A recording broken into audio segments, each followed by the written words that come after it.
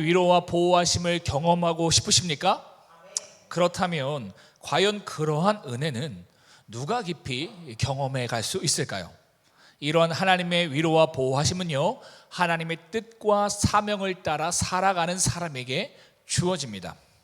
하나님의 뜻에 귀를 기울이고 하나님께서 맡겨주신 사명을 따라 어떠한 고난과 어려움이 있어도 그 길을 묵묵히 걸어가는 사람, 그 사람에게 하나님의 위로와 보호가 주어진다라는 것이죠.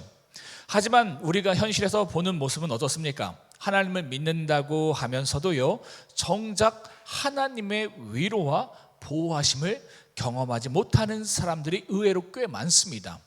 그 이유는 무엇일까요? 그것은요, 하나님의 뜻과 사명이 아니라 자신의 뜻과 이익을 따라 살아가고 있기 때문입니다. 교회에 나와 예배를 드리고요, 예수의 이름으로 기도도 하지만 여전히 삶의 방향과 내용은요, 자신을 중심으로 살아가고 있기 때문에, 그래서 하나님의 위로하심과 보호하심을 기대하지만 막상 삶 속에서는 그것을 잘 경험하지 못한다라는 것이죠.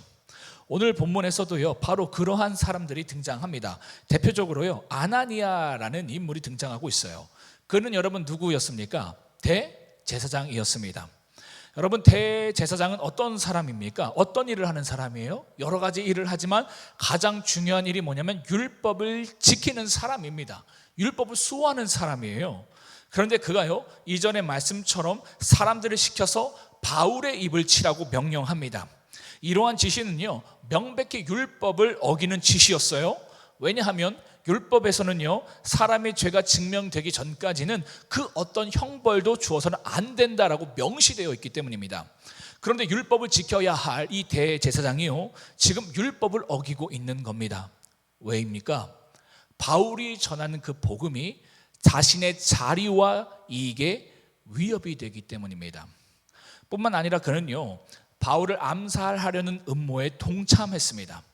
13절의 말씀처럼요, 바울을 죽이기 위해서 유대인을 중심으로 40명 정도 되는 이 암살단이 조직되었어요. 그런데 이 대제사장 아나니아가요, 이들과 손을 잡고요, 바울을 죽이고자 했습니다. 누구보다도 거룩해야 할 대제사장이 자신의 이익 때문에 사람을 죽이고자 했다라는 것이죠. 그러면서도요, 그는 아주 세련되게 그러한 자신의 죄를 포장했습니다. 겉으로는요, 마치 하나님을 위해서, 또한 공동체의 정의를 위한 것처럼 포장했지만요, 사실상 뭐였습니까? 자신의 이익을 위해서 이와 같은 일을 행했다라는 것이죠. 당시 이 종교 지도자들이라고 했던 이 바리새인들과 사두개인들도 마찬가지였습니다. 원래 여러분, 이 사두개인과 바리새인은요, 서로 싫어했어요. 서로 미워하고 갈등했습니다. 왜냐하면 신학적인 차이가 있었기 때문이에요. 바리새인들은요, 부활도 믿고 천사도 믿고 영도 믿었습니다. 그런데 사두개인들은요, 이 모든 것을 믿지 않았어요. 그래서 늘 서로 비난하고 싸웠다라는 것이죠. 그런데 놀랍게도요, 그랬던 그들이 이제는 한 마음이 되어서 바울을 죽이고자 했다라는 겁니다. 왜일까요? 그들 역시요, 바울이 전한 그 복음이 그들의 자리와 이익을 위협했기 때문입니다. 그래서 자신들이 그동안 주장했던 신학도 모두 뒤로 하고요, 서로를 향해 비난했던 이들이 이제는 한 마음이 되어서 바울을 죽이고자 했다라는 것이죠. 그러나 그들은요, 또다시 7절의 말씀처럼요, 자신들의 신학적 입장과 이익에 따라 분열되게 됩니다. 자신들에게 이익이 되면 연합하고, 조금이라도 자신에게 이익이 되지 않거나 자신의 생각과 뜻과 주장이 맞지 않으면 곧바로 갈등하고 분열하는 이러한 자기중심적이고 이기적인 모습이요, 하나님을 누구보다도 잘 믿는다고 자부했던 그들의 영적 실체였다라는 겁니다. 여러분, 이게 무서운 겁니다. 세상 사람들이 그러는 게 아니라요, 하나님을 믿는 사람들, 오늘날 따지면 뭐예요? 교회 안에 오는 성도들이 이렇다라는 거예요. 그러니까 자신의 이익에 따라서 나아가고, 이익이 되지 않으면 거부하고, 이런 모습대로 살아간다라는 것이죠. 여러분, 이처럼요 자신의 이익과 이해관계를 따라 살아간 아나니아는요 요세푸스의 기록에 따르면 나중에 유대가 로마를 상대로 독립전쟁을 일으키거든요. 그때에 로마에 충성한 매국노라고 낙인이 찍혀서요 유대인들에게 살해를 당하고 맙니다. 24장의 벨리스 로마 총독도 마찬가지였어요. 우리가 오늘 배우지 않았지만 새벽 시간에 배웠죠. 이 벨리스 로마 총독도요 자기 이익을 위해서 바울을 2년 동안 억류시켰습니다. 그죠? 바울에게서 보석금을 받기 위해서 2년 동안 그를 잡아두었어요. 근데 결국 그가 어떻게 되었습니까? 총독의 자리에서 파면당하고요 이후 일가족이 화산 폭발로 죽음을 맞이하는 비참한 최후를 맞이하게 되었다라는 것이죠. 한마디로 뭡니까? 그렇게 아둥바둥하면서 움켜쥐고 지키려 했던 그 모든 것들이 결국 다 모래알처럼 손에서 빠져나가고 말았다라는 것이죠. 그냥 빠져나간 것도 아닙니다, 여러분. 그들의 삶 가운데요 깊은 상처와 비참한 결과들을 남겼다라는 거예요. 결국 그들은요 하나님도 얻지 못하고 세상도 얻지 못한 채 허무한 인생을 살다 갔다라는 겁니다. 이런 크리스찬 너무 많아요. 세상도 얻지 못하고 하나님도 얻지 못하는, 그죠? 차라리 그냥 세상에 가서 세상껏 누리다가, 그죠? 이 한시적인 세상 마음껏 누리다가 영원한 사망 가운데 있던가, 아니면 이 가운데서 하나님을 부여잡고 영원한 생명 가운데 있던가, 둘 중 하나는 해야 될 거 아니에요. 근데 하나님도 놓치고 세상도 놓치는 이런 어리석음 가운데에 놓여있는 크리스찬들이 굉장히 많다라는 것이죠. 반면 여러분, 바울은 어떤 삶을 살았습니까? 그가 1절에 분명히 고백하고 있어요. 다 함께 1절을 읽겠습니다. 1절입니다. 시작. 형제들아, 오늘까지 나는 범사의 양심을 따라 하나님을 섬겼노라 하거늘. 뭡니까? 범사의 양심을 따라 하나님을 섬기며 살았대요. 한마디로 바울은요 구차하게 사람들의 눈치를 보면서 이익을 따라 살아간 것이 아니라 어느 시인의 고백처럼요 하늘을 우러러 한 점 부끄럼 없이 하나님의 뜻과 사명을 위해서 전심전력하면서 살아간 사람, 그 사람이 바로 바울이었다라는 것이죠. 여러분, 그의 삶을 한번 보세요. 예루살렘에 들어가면 어려움을 당할 것을 뻔히 알면서도요 거기에 자신을 향한 하나님의 뜻과 사명이 있으니까 어떻게 합니까? 모든 사람들이 그를 말렸습니다. 모든 사람들이 그를 이해하지 않았습니다. 그럼에도 불구하고 바울은요 하나님의 뜻과 사명이 있기 때문에 예루살렘에 들어가는 것에 흔들리지 않았다라는 겁니다. 그래서 그곳으로 가게 돼요. 그곳으로 가게 돼서 어떻게 됩니까? 잘 됐습니까? 잘 되지 않죠. 사람들에게 오해를 받고 억울하게 붙잡혀서요 죽기 일보 직전까지 매맞음을 당하게 됩니다. 그 가운데 그는 어떻게 반응했습니까? 자신의 신변을 생각하기보다요 어떻게 하면 이 기회를 통해서 복음을 전해서 한 영혼이라도 구원할까, 그 생각밖에 없었다라는 것이죠. 참 놀랍지 않습니까? 보통 사람 같으면 이러한 어려운 가운데서 자신의 신변을 돌아보고 자기를 돌아볼 텐데, 그죠? 우리가 조금만 아파도 나를 보잖아요. 내 자식도 아픈 것도 안 보이잖아요. 다른 사람 안 보이잖아. 이게 우리잖아요. 하나님 믿는다고 하는 우리의 모습이 이렇잖아요. 그런데 하나님을 정말 믿으면 어떻게 된다고요? 내가 아프든 내가 어려운 상황이 있던 나를 넘어서 누군가의 영혼을 보게 된다라는 거예요. 바울이 그러한 사람이었다라는 겁니다. 바울은요 이와 같이 하나님을 진정으로 만났습니다. 인격적으로 만났습니다. 정말 하나님을 믿었습니다. 이것이 바울의 삶이요 믿는 자의 삶이다라는 것이죠. 여러분, 어디 바울만 그럴까요? 오늘날도 마찬가지입니다. 진짜 하나님을 인격적으로 만나고요 그분의 십자가 사랑을 깊이 있게 경험한 사람들은요 그 은혜에 진심으로 감격한 사람들은요 반드시 이러한 삶의 모습이 나타나게 되어 있습니다. 계산하면서 자기 감정과 생각과 자존심을 바탕으로 한 것이 아니라 하나님의 뜻과 사명을 따라 살아가는 복음 중심적인 삶이 보여진다라는 것이죠. 여러분, 그렇다고 해서요 이 바울이 그 어떤 어려움도 느끼지 않았던 것은 아닙니다. 바울도요 모두가 자신을 미워하고 거부하고 죽이려는 그 상황 속에서요 두려워했습니다. 막막해 했고요 답답했어요. 그래서 하나님은요 이러한 바울을 찾아가서 위로해 주셨습니다. 다 함께 오늘 읽었던 11절을 다시 한번 읽겠습니다. 11절입니다. 시작. 그날 밤에 주께서 바울 곁에 서서 이르시되 나의 일을 증언한 것 같이 로마에서도 증언하여야 하리라 하시니라. 마치 이렇게 말씀하시는 겁니다. 바울아 바울아, 힘들고 두렵지? 걱정하지 마. 나 여호와가 지금 너와 함께 하고 있어. 그러니 담대해. 사명자는 사명을 이룰 때까지 절대 죽지 않아. 하나님은요 바울을 위로하시고요 다시금 그의 사명을 분명히 해주시고 계신 겁니다. 하나님은요 이처럼 바울을 위로하시고 그의 사명을 분명히 해주셨을 뿐만 아니라요 적극적으로 그를 보호해 주셨습니다. 잘 훈련된 40여 명의 유대인 암산단들이요 이 바울을 죽이기 위해서 계획을 꾸몄지만요 하나님께서 바울을요 다음과 같이 보호해 주셨습니다. 다 함께 23절 한번 읽어볼까요?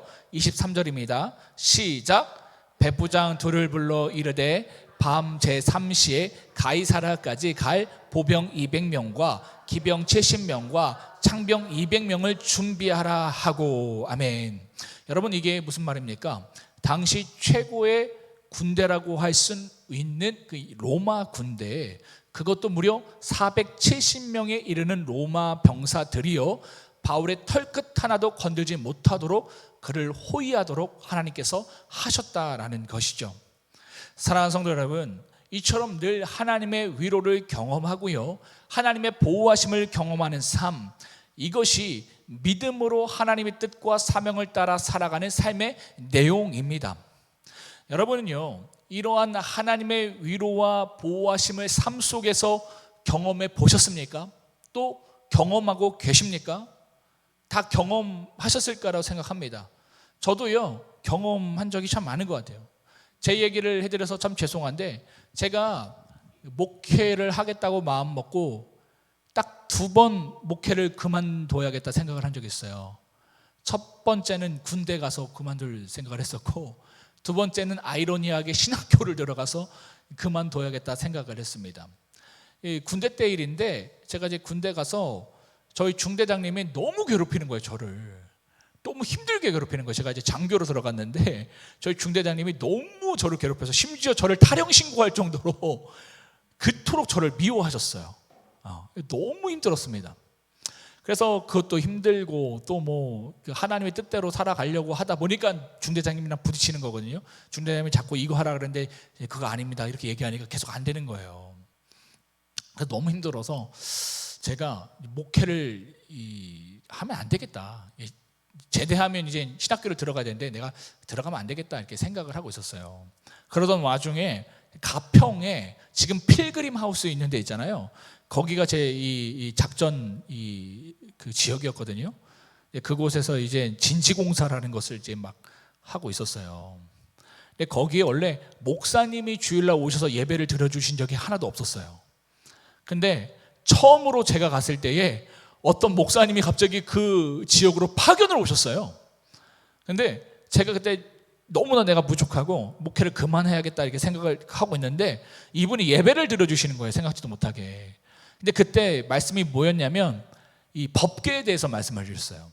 저희한테 여러분 법궤가 뭐로 만들어주신지 아십니까? 라고 물어보시더라고요. 가시나무입니다 라고 말씀하시더라고요. 이 가시나무는 어떤 나무인지 아십니까? 굉장히 하찮고 보잘것없는 나무입니다. 근데 하나님께서 그 나무를 가지고 가장 귀한 하나님의 그 말씀을 담는 그 도구로 사용하셨습니다. 이렇게 말씀하시는데 그 말씀이요 저한테 레마의 말씀처럼 느껴지는 거예요. 광근아, 네가 부족하다고 생각하지만 아니야. 내가 너를 통해서 일할 거야. 그러니까 저에게 그 마음의 울림이 주어졌어요. 그리고 이후에 제가 한번 예전에도 말씀해 주셨지만 어떻게 저를 보호해 가셨냐면 갑자기 제가 기무대장님이라는 분을 만나게 하고 또 일군 사령관님을 알게 하셔갖고 하나님이 저를 중대장님으로부터 보호하게 하셨어요. 그래서 마음껏 새벽에 가서 예배드리게 하시고 또 하나님 만나갈 수 있는 그 길을 열어주셨다라는 것이죠. 여러분들도 뭐 이와 같은 간증거리가 참 많지 않습니까? 내가 낙심하여 절망하고 있었을 때에 하나님께서 오셔서 나를 위로하시고 보호하셨던 그 간증들이 많잖아요. 오늘 우리 아침 박명 목사님이 우리 아람 형제 얘기하면서 아람 형제가 그런 결단을 했습니다 라고 얘기를 했잖아요. 그죠? 수요 예배를 나오기 위해서 원래는 다른 지역에 가면 그 돈을 더 많이 받는데요, 근데 수요일 날 이 교회 오려고 여기 지금 선택해서 오는 거래요. 그럼 돈이 절반 이상으로 떨어진대요. 그리고 심각하게 지금 고민한 게 뭐냐면 매주 오려고도 생각을 하고 있대요. 그래서 상황만 되면 자기가 돈을 안 받더라도 그 길을 열리기를 기도 요청하더라고요. 오늘 박명 목사가 그걸 얘기를 했잖아요. 근데 방금 전에 와서 얘기하는 게 그 목사님 수강생이 2배로 늘었어요. 이렇게 수강생이 2배로 늘었어요. 그래도 하루 살 수 있게 하나님 하셨어요. 그러니까 우리 아람 형제가 이런 것을 통해서 하나님의 위로와 보호하심을 경험하는 거잖아요. 아들아, 내가 기뻐한다. 너의 그 선택을 내가 기뻐한다. 내가 너를 보호할 거야. 내가 너를 먹일 거야. 하나님께서 말씀해 주시잖아요. 그죠? 여러분도 동일하지 않습니까? 하나님의 뜻을 따라서, 하나님의 사명을 따라서 갈 때에 우리는요, 그 길 위에서 누구를 만나게 되느냐?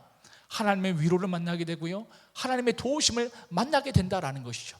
여러분, 하나님의 위로를 받고 하나님의 보호하심을 경험하는 것으로 끝나는 게 아니에요. 결국 이것을 통해서 우리가 무엇을 알게 됩니까? 살아계신 그 하나님을 믿게 되는 거잖아요.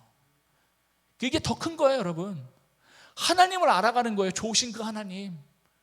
그래서 여러분, 나중에요, 심지어 어떻게 되는지 아십니까? 하나님의 위로가 없고 하나님의 보호하심이 없어도요, 하나님 때문에 좋은 내가 돼요. 하나님은요, 우리가 그 자리까지 가기를 원하십니다. 하나님의 어떠하심 때문에 하나님을 사랑하는 존재가 아니라 하나님의 어떠하심이 아니더라도 그냥 하나님 자체를 사랑할 수 있는 내가 되기를 원하신다라는 거예요. 여러분, 하나님은 그런 분입니다. 말로 형용할 수 없는 분이에요. 제가 저번에도 한번 말씀드렸던 것처럼 우리가 엄마 좋잖아요. 그죠? 엄마 왜 좋습니까? 엄마가 잘해줘서 좋아요? 엄마가 돈이 많아서 좋아요? 엄마가 밥을 잘해서 좋아요? 물론 그래서 좋아하는 사람도 있지만 제가 경험해 보니까 그렇지 않더라도 좋아하더라고요. 저희 선율이가 제가 참 잘해주려고 노력을 합니다. 엄마가 때로는 막 혼낼 때도 있어요. 숙제 안 한다고. 그럼 제가 물어봐요. 이때의 기회를 딱 틈타서 아빠가 좋아? 엄마가 좋아? 당연히 엄마가 좋지. 딱 이렇게 얘기를 해버려요. 그럼 제가 좌절해버리는 거예요. 이거는 도저히 될 수 없는 관계다. 그죠? 엄마와 뱃속에서 뭘 이렇게 어떻게 했는지 모르겠지만 이거는 내가 범접할 수 없는 영역이다. 여러분, 하나님 그런 분이에요. 하나님이요, 나에게 뭘 안 해주셔도요, 그냥 하나님은 좋으신 분이에요. 그분 안에 모든 생명이 있고 모든 능력이 있기 때문에 하나님은 좋으신 분이에요. 하나님은요, 우리가 그 자리까지 가기를 원하세요. 그래서 우리가 처음에는 하나님의 손을 보고 좋아하잖아요. 그죠? 하나님 얼굴 보고 좋아해야 되는데 하나님 손 보고 좋아해요. 그 손에 들린 그 선물, 나중에 어떻게 되시는 줄 아십니까? 이 선물 보다가 나중에는요, 날 위해서 못 박혀 죽으신 주님의 그 못자국 난 그 손을 보게 돼요. 그게 신앙이라고요. 처음부터 우리가 그걸 볼 수 없으니까요, 선물을 주시거든요. 막 응답도 해주세요. 근데 결국 원하시는 게 뭐라고요? 날 위해서 못 박히신 그 주님의 손, 그리고 주님의 얼굴. 하나님께서 우리에게 그것을 선물 주고 싶으시다라는 거예요. 여러분, 이거는요, 엄청난 위로입니다. 이거는요, 값으로 따질 수 없다라는 거예요. 이걸 누가 얻을 수 있다고요? 우리 아람 형제처럼, 우리 청년 회장님처럼 하나님의 뜻을 따라 사명을 따라 살아갈 때에 그러한 이들에게 주어진다라는 것이죠. 그런데 여러분, 어떤 분들은요, 수년 동안 신앙생활을 하면서도요, 이처럼 살아계신 하나님의 위로하심과 보호하심을 도무지 경험하지 못하겠다고 말씀하시는 분들이 계십니다. 그 이유는 무엇일까요? 여러 이유가 있겠지만요, 혹시라도 지금 내가 하나님 뜻과 사명이 아니라 나의 이익과 감정과 자존심을 따라 여전히 내 중심적으로 살아가고 있어서 그런 것 아닐까, 우리는 고민해 봐야 한다는 것이죠. 여러분, 생각보다 우리는 꽤요, 우리 중심적으로 신앙합니다. 내 중심적으로 이 신앙할 때가 너무 많아요. 내 감정에 따라, 내 생각에 따라, 내 가치 판단에 따라 이 교회 안에서 우리가 신앙할 때 너무 많습니다. 이것을 발견하는 것이 실력이다라는 거예요. 나는 내 중심적으로 나아가고 있는 것은 아닌가. 그래서 내가 하나님의 그 뜻과 하나님의 위로와 하나님의 사명을 내가 경험하고 못하지는 않은가? 우리는 고민해 봐야 한다라는 겁니다. 여러분, 하나님의 위로와 보호하심은요, 하나님 뜻과 사명을 따라 살아가는 자에게 주어지는 특권이자 은혜입니다. 하나님의 뜻과 사명으로 살아간다는 것은요, 다른 말로 예수로 충만한 사람이라고 말할 수 있습니다. 예수 십자가의 사랑으로 충만한 사람, 그 사랑을 가슴 깊이 아는 자, 그 사람이 오늘 본문의 바울처럼 하나님의 뜻과 사명을 따라 살아갈 수 있습니다. 그렇다면 여러분, 지금 우리에게 필요한 것은 무엇일까요? 하나님을 의심하고 불평하고 원망하는 것이 아니라 다시 그 하나님 앞에, 그분이 보여주신 십자가 사랑 앞에 바로 지금 이 시간 나아가는 것일 겁니다. 내 뜻과 감정, 내 자존심과 계산을 내려놓고 하나님의 뜻과 사명을 붙드는 자리로 지금 이 시간 나아가야 한다는 것이죠. 하나님은요, 오늘도 돌아오는 자를 외면하지 않으십니다. 낙심한 자를 일으키시고요, 두려움 속에 있는 자를 찾아가 위로하십니다. 바울에게 찾아오셨던 주님은요, 오늘 우리에게도 찾아오십니다. 담대하라, 내가 너와 함께 하리라. 이 음성을 다시 들을 수 있는 은혜의 자리에 서시길 주님의 이름으로 축복합니다.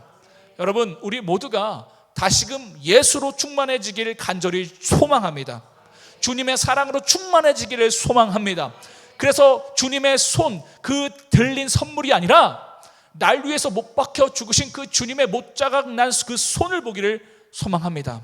주님의 얼굴을 보기를 소망합니다. 그리하여서 오늘 이 밤이요, 바울이 위로의 주님을 만났던 그날 밤처럼 하나님의 위로와 사명이 회복되는 복된 밤 되기를 주님의 이름으로 축복합니다. 이 시간 충만 함께